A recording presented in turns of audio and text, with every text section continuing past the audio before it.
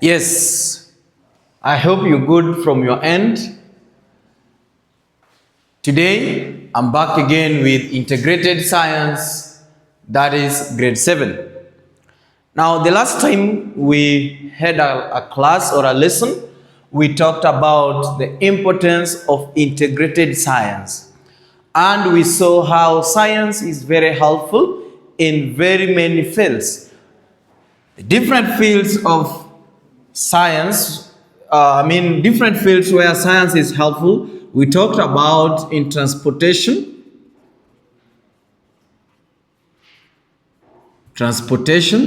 and we saw how the bicycles, the cars or the vehicles, and the aeroplanes are inventions of science. They are helpful in transportation of goods and even people from one point to another. We also saw another field, that is medicine.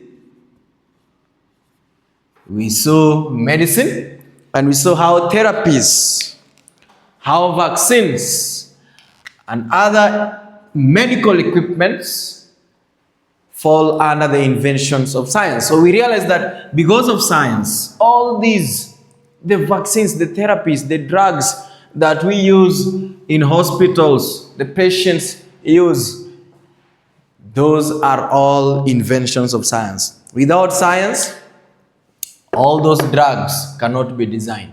We also saw the other field, a field that is communication.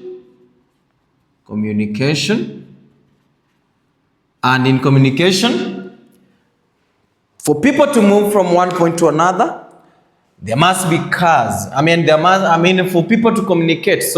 For people to communicate from one point to the other end with their relatives, with their friends, and even with their enemies.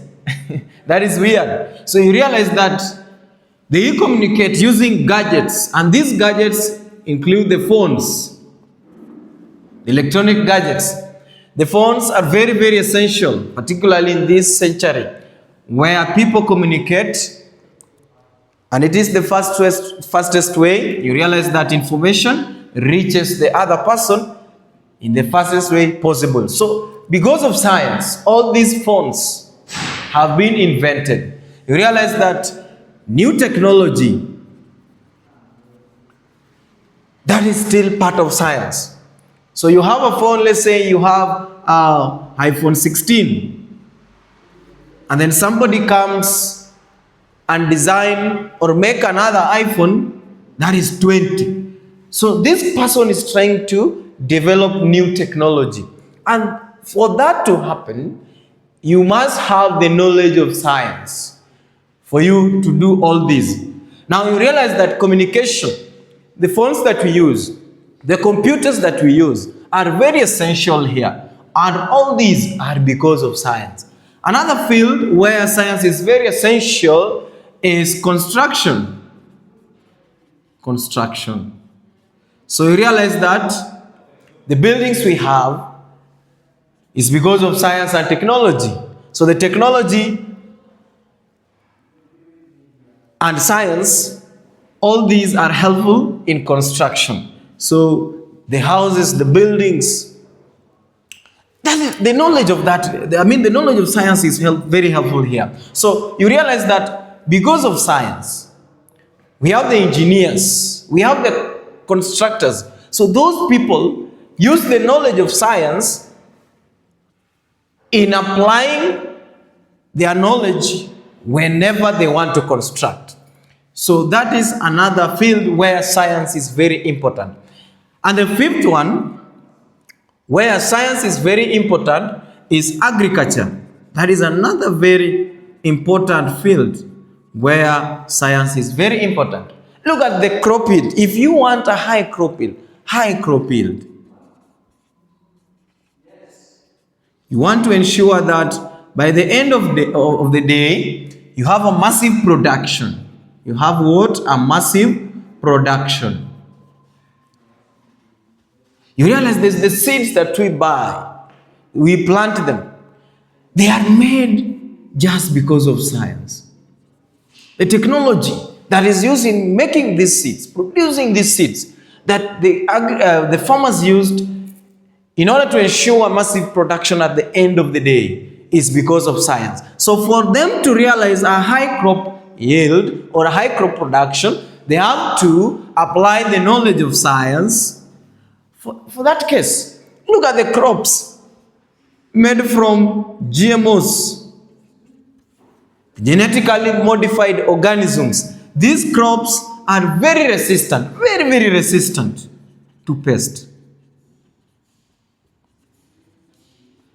and diseases. So for this to happen, it is because of the knowledge of science. So all these are some various fields that are helpful when it comes to science. So science is everywhere. Science is the whole world. Now, I would want you to answer me this question from your end. Now let's say I am your teacher and I have a project title, project titles. Let's say my first project is photosynthesis.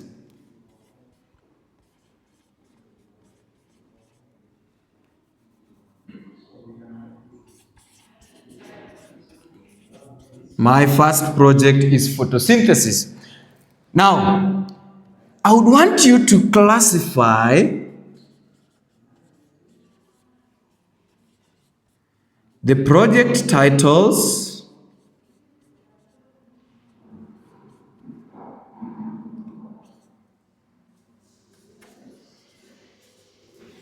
into their various components.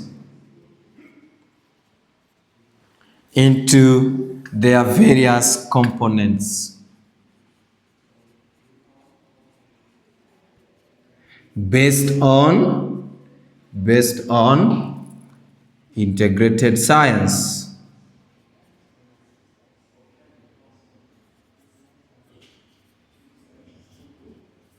So you realize that I have a project title as your teacher, and the first project title is photosynthesis. So which component of integrated science would photosynthesis befit? So that is what I want you to answer me. Yes, classify the project titles into their various components based on integrated science components. So look at photosynthesis. Which project title could be that? So that is what I want you to do for me.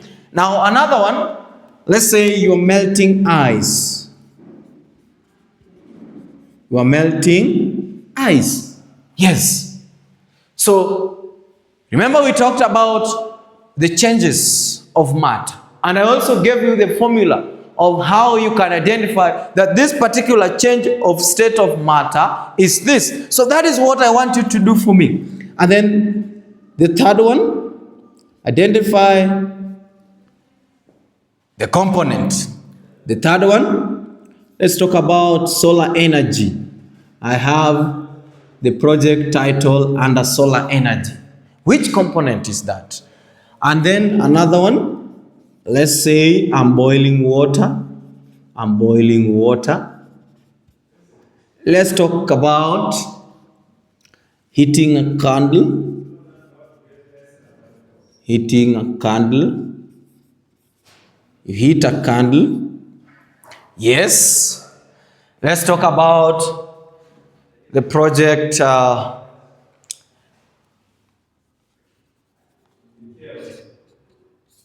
under waste management.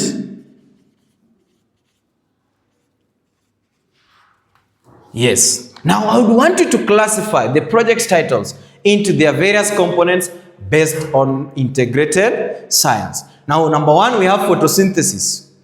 Which component of integrated science could be that?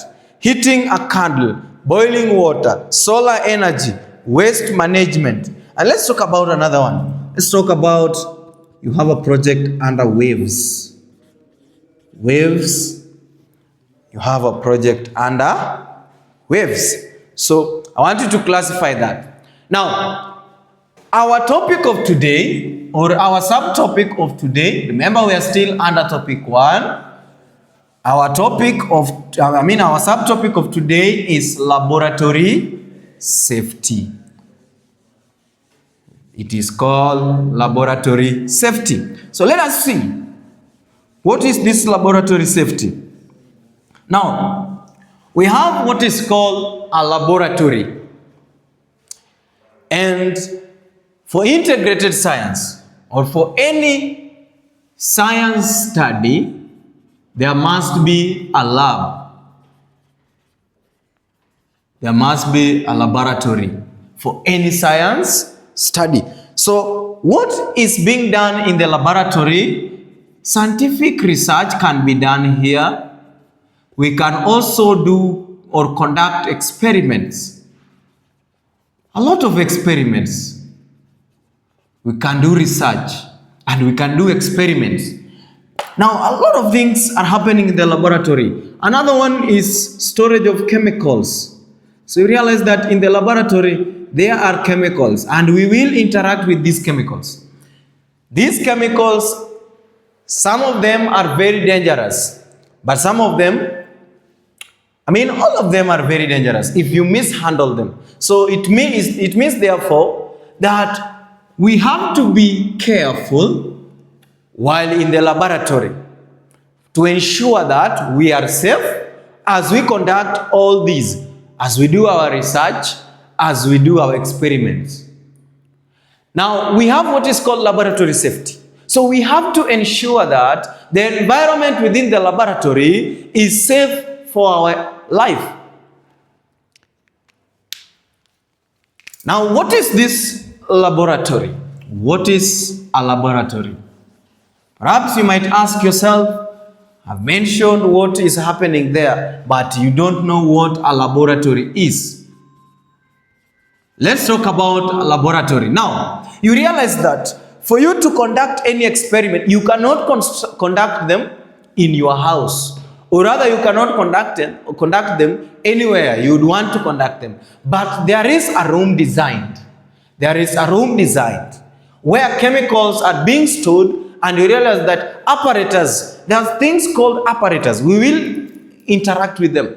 Don't worry. There are things called laboratory apparatus. And if you get a chance, perhaps your school is blessed to have a laboratory with apparatus and chemicals. I would request you to go and inquire from your teacher, your science teacher, inquire from him whether he or she can take you onto the laboratory. Check out what these apparatus might look like. Check out how these apparatus look like. What are their names? Can you inquire that? Be interactive with the teacher. What are their names? What are their functions? Why are they there? So you will realize that in the laboratory, those apparatus, they are well arranged.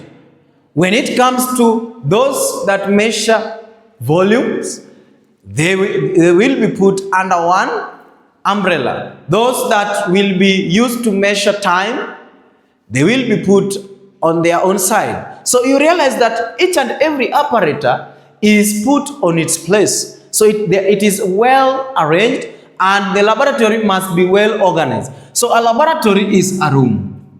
It is a room. Just like here, I'm teaching you, this is a class, or rather you see it as an online or virtual learning, but I recognize it as a class. So you realize that this is our room. We are interacting, we are talking with you. So it is a room. So a laboratory is also a room, and this room is designed. That is why I told you that all the apparatus must be well arranged. So it has to be designed such that chemicals must be stored under one place, and where practicals is done or conducted, that place is also set aside. So it must be designed. Why is it designed? Room design? for storage of chemicals, for storage of chemicals. Yes, laboratory apparatus, laboratory apparatus, laboratory apparatus,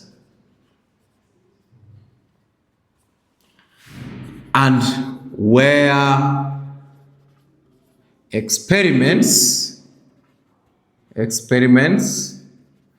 are conducted, where experiments are conducted. Conducted means being done. So you realize that it is a room. A room. Just like when you go back to your school, you realize that you have a room. I don't know whether it is grade 7 east or west or green or yellow, depending on how the teachers have labeled them. Now you realize that it is a room. Just like your class, designed. But what is it designed for? It is designed for storage of chemicals. So there are chemicals inside that particular laboratory. And as well, there are apparatus that are kept there. Yes, so the equipments that we use in conducting our experiments, those are the apparatus. And where experiments are conducted. So you realize that all the scientific experiments, all the research, when you want to do any research, let's say you want to do an experiment, of which I know you'll do when you continue with your academics in the future. So you'll do some experiments or a research. Let's say you want to do a research on COVID-19. COVID-19. Yes, you want to do a research on this virus. You won't do it in your homes. But where will you do it? In the laboratory. You'll do it within the laboratory setup. So that is what we call a laboratory. It is a room. And this room is designed. Its purpose is to store chemicals. Its purpose is to store apparatus. And its purpose is to conduct experiments. So you realize that science students will go to the laboratory with the aim of conducting experiments. So there are chemicals there. Those that I told you that are very dangerous. You need not to interact with them without being told. So that is what a laboratory is. That is what a laboratory is. Now, after realizing what a laboratory is, you know what safety means. So we have to be careful as we do our experiments within the laboratory. Yes, we have to ensure that our life is safe as we conduct experiments within the laboratory. Why? Because they are what we call hazards. And when you hear about hazard means danger. Hazard means danger. So there are those chemicals that are very dangerous. There are those apparatus that when you mishandle them or you work with them carelessly, they will cut you. Like for example, we have the glasses. When the glasses break, whatever accident they will cause unto you is the cut. So they will cut you. So for us to ensure that we are safe from the cut of these glasses that are broken, we have to know what is called laboratory safety. So we have to ensure that we are safe as we work within the laboratory setup. So that is what is called a hazard, something dangerous. And one of those hazards are the glasses, very dangerous. And these glasses are the apparatus I have been talking about up there. Yes, these glasses are the apparatus. Look at the scalpels. Very sharp, very sharp. If you carelessly use them as you cut You do cutting of the specimen.